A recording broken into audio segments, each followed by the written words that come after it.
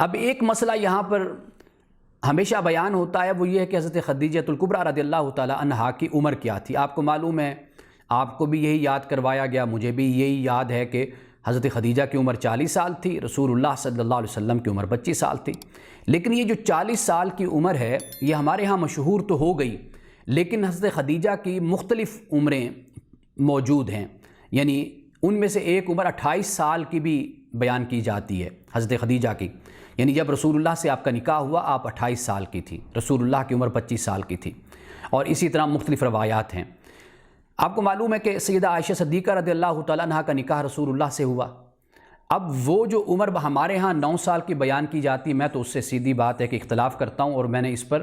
ایک ویڈیو بھی بنائی ہے جو میرے چینل پر موجود ہے۔ تو اسی طرح حضرت خدیجہ الکبریٰ رضی اللہ تعالیٰ عنہا کی جو عمر 40 سال بیان کی جاتی، اس پر بھی مجھے کلام ہے، یعنی میں سمجھتا ہوں کہ اس پر بھی اہل علم کو، اہل تحقیق کو مزید اس میں سوچ و بچار کرنی چاہیے، غور و فکر کرنا چاہیے، اس لیے کہ رسول اللہ صلی اللہ علیہ وسلم کی سب سے چھوٹی صاحبزادی وہ حضرت فاطمہ الزہرا رضی اللہ تعالیٰ عنہا ہیں، اور ان کی پیدائش ہوئی نبوی کے 5ویں سال، بعثت کے 5ویں سال،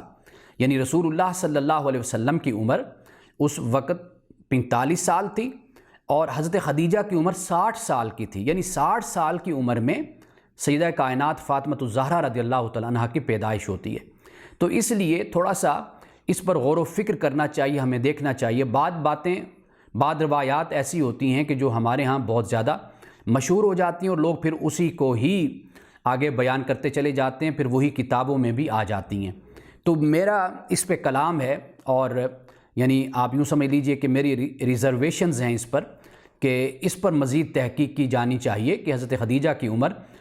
40 سال کیسے ہو سکتی ہے، جبکہ دوسری روایات ہمیں 28 سال کی یا اس سے بھی کم عمر کی یا تھوڑی سی زیادہ کی ہمیں ملتی ہیں۔ اور اس سے آگے اب ہم چلتے ہیں۔ سب سے پہلی بات تو یہ یاد رکھیے کہ حضرت خدیجہ رضی اللہ تعالی عنہا آپ پہلی مسلم خاتون ہیں۔ رسول اللہ صلی اللہ علیہ وسلم نے جب دین کی دعوت دی تو سب سے پہلے آپ ایمان لائیں۔ اب اہل سنت نے اس کا ایک بہت اچھا ایک حل بیان کر دیا، ایک ترتیب سے اس کو بیان کر دیا۔ وہ بیان یہ کیا کہ عورتوں میں سب سے پہلے حضرت خدیجہ ایمان لائیں، مردوں میں سے حضرت ابوبکر صدیق رضی اللہ تعالی عنہ ایمان لائے، بچوں میں سے حضرت علی رضی اللہ تعالی عنہ آپ ایمان لائے، اور غلاموں میں سے حضرت زید بن حارثہ آپ ایمان لائے۔ تو اس طرح ایک ترتیب بیان کر دی گئی۔ حضرت علی رضی اللہ تعالیٰ عنہ رسول اللہ صلی اللہ علیہ وسلم کے زیر سایہ آپ کی پرورش ہوئی، اس لیے کہ رسول اللہ نے حضرت عباس سے یہ بات کی تھی اور کہا تھا کہ چونکہ ابو طالب کثیر العیال ہیں، آپ کا خاندان بڑا ہے اور حالات بھی اتنے اچھے نہیں ہیں، تو کیوں نہ ہم ایک بچہ ان کا اپنی پرورش میں لے لیں، اپنی سرپرستی میں لے لیں۔ تو رسول اللہ صلی اللہ علیہ وسلم نے حضرت علی کو لیا، اور حضرت عباس نے حضرت جعفر کو لے لیا تھا۔ تو اس لیے حضرت علی رضی اللہ تعالی عنہ رسول اللہ صلی اللہ علیہ وسلم ہی کی تربیت میں رہے۔ تو اس طرح بچپن میں ہی حضرت علی نے اسلام کو قبول کیا جب رسول اللہ صلی اللہ علیہ وسلم نے دعوت دی۔ اور یہاں پر یہ عرض کرتا چلوں کہ رسول اللہ، حضرت خدیجہ اور حضرت علی آپ کعبہ کے سائے میں کھڑے اللہ کی عبادت کر رہے تھے۔ حالانکہ اس وقت نماز ابھی فرض نہیں ہوئی تھی، لیکن نماز کا عبادت کا طریقہ تو موجود تھا نا دین حنیف میں، تو آپ عبادت کر رہے تھے۔ ایک شخص باہر سے آیا، اس نے دیکھا کہ ایک شخص آگے بڑھتا ہے، پھر اس کے بعد ایک خاتون آتی ہے چادر میں لپٹی ہوئی، اور وہ آ کر وہ پیچھے کھڑی ہو جاتی ہے، پھر ایک بچہ آتا ہے، وہ آ کر پیچھے کھڑا ہو جاتا ہے، پھر یہ ایک عبادت کرتے ہیں۔ تو وہ کچھ دیر کے بعد آپ سمجھ لیجئے، کچھ دیر کے بعد جب نماز عبادت ہو گئی، یہ سارا عمل ہو گیا،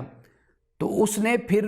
لوگوں سے بات کرتے ہوئے یہ کہا، کفار سے، ابو جہل سے، سرداران قریش سے، اس نے کہا کہ یہ کون لوگ ہیں؟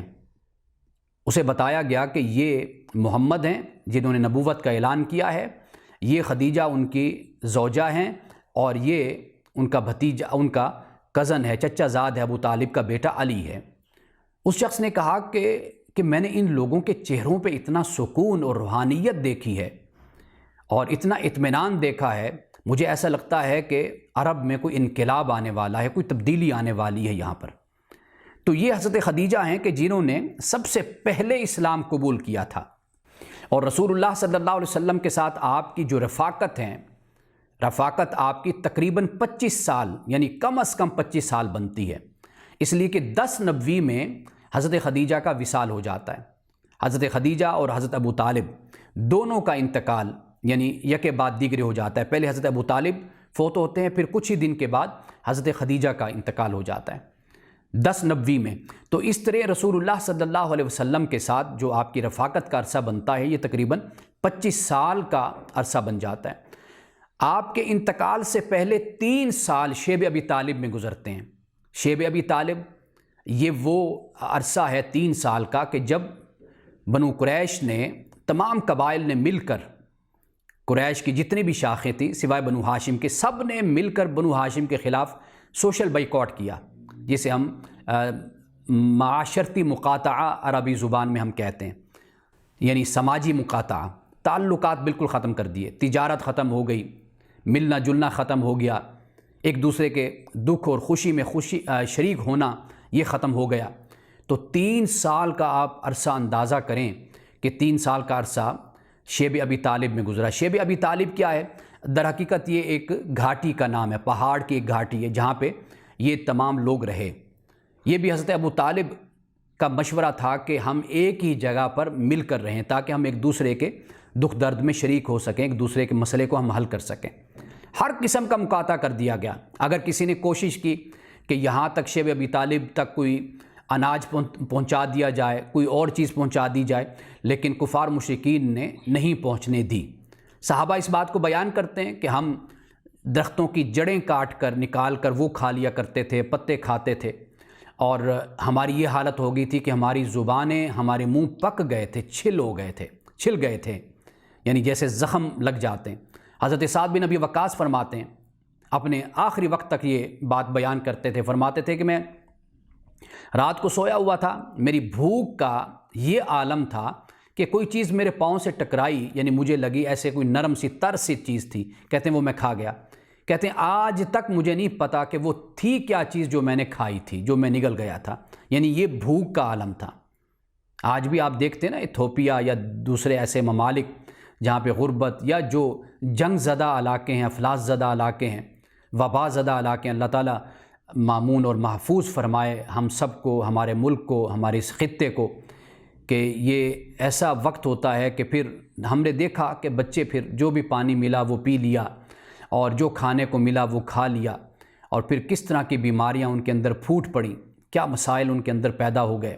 یہ آج کی میں بات کر رہا ہوں، آج کے اس 21ویں صدی اور 20ویں صدی کی میں بات کر رہا ہوں۔ تو یہ وقت 3 سال کا گزرا، حضرت خدیجہ نے صبر کے ساتھ، استقامت کے ساتھ یہ وقت گزارا۔ آپ اندازہ کیجئے کہ وہ خاتون کہ جو کاروبار کرنے والی ہے، تاجر ہے، یہ روایت بیان کی جاتی ہے کہ صحابہ کہتے ہیں کہ ہم حضرت خدیجہ کے تجارت کے اونٹ گنتے رہتے تھے اور گنتے گنتے سو جاتے تھے، اور جب اٹھتے تھے تو ابھی وہ اونٹ چل رہے ہوتے، جا رہے ہوتے تھے، یعنی اتنا غلہ اور اتنا کاروبار تھا ان کا پھیلا ہوا۔ اور کہتے ہیں کہ مکہ میں حضرت خدیجہ الکبریٰ رضی اللہ تعالیٰ عنہا کا جو گھر تھا وہ محل نما تھا، اور لوگ اس مکان کو، اس محل کو دیکھنے کے لیے آتے تھے کہ کتنا شاندار یہ گھر ہے۔ تو یہ خاتون کہ جب رسول اللہ صلی اللہ علیہ وسلم سے نکاح ہوتا ہے، آپ کی شادی ہوتی ہے، آپ دیکھیے کہ سب کچھ رسول اللہ صلی اللہ علیہ وسلم کی خدمت کے لیے پیش کر دیا۔ رسول اللہ نے خود اس کا اعتراف بھی کیا۔ 2 لوگوں کا اعتراف رسول اللہ نے کیا، ایک حضرت ابوبکر صدیق کا اور حضرت خدیجہ الکبریٰ رضی اللہ تعالی عنہا کا۔ حضرت ابوبکر صدیق کے بارے میں کہا کہ مولا، جو ابو بکر کے مجھ پر احسانات ہیں میں اس دنیا میں اس کا بدلہ نہیں دے سکتا، تو آخرت میں ابو بکر کو ان احسانات کا بدلہ عطا کرنا۔